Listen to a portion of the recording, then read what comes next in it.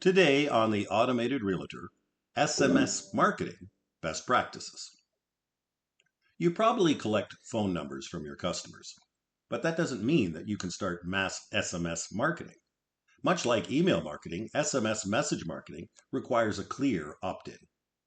You can ask customers to opt in to text messages on your website or other channels, but before you start sending, you should get a text confirmation that they really do want to subscribe. One way to do this is to send one, and only one, SMS thanking them for subscribing and asking them to confirm their opt-in with a simple yes or no. If they don't respond, don't text them again. And obviously, if they text no, don't text them again either. You'll want to include instructions to opt out. This is a best practice and often legal requirement for making all marketing communications, but it's essentially important for a more personal method like SMS. Repeatedly texting people who don't want to hear from you is likelier to lose customers than to lead to sales. You should include an unsubscribed information, even for transactional messages like shipping updates or appointment reminders. Not everyone wants to get these kinds of details by text. Since open rates for SMS messaging are constantly higher than those for email, your unsubscribed rates will be higher too. Don't panic if you see a spike in unsubscribes after a message goes out, but do analyze your unsubscribed rates over time. Once you've fully implemented your SMS marketing strategy, you can establish an unsubscribe baseline. Check all future messages against that baseline and look for any outlying results. If unsubscribes are unusually high or low, analyze the message to see if you can identify what led to the change in result. Next, comply with privacy regulations.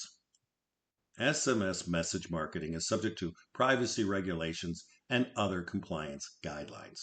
The rules can be quite detailed, but they're based on common sense principles. Include a clear call to action in your so-called opt-in so people can understand what kinds of messages they're signing up for. Only send messages to the numbers that have opted in. No purchased lists or number scraping. Include your brand name so that people will know who the message is coming from. And include a clear opt-out option on every message. Next, send at the right time. Choosing the best time is important for any marketing message, but for SMS, it's critical. And that's because people are more likely to have notifications turned on for text. And while some people put their phones on Do Not Disturb, they don't want to be interrupted. The good news is that area codes make it relatively easy to identify your target audience's time zones. So rather than sending bulk SMS marketing messages to everyone at once, choose an appropriate time frame and then send your messages in stages. Next, identify yourself and make it easy to add your number to contacts. By identifying your business, well, it's really a requirement of SMS compliance regulations, certainly here in Canada. And it's also a best practice since consumers otherwise won't know who's texting them from your unknown number. You may want to ask SMS subscribers to add you to their contact list or even send a contact card. Here's another great practice. Know your character count. SMS messages max out at 160 characters, and that's not much to work with when you've got to identify yourself and provide an opt-out option.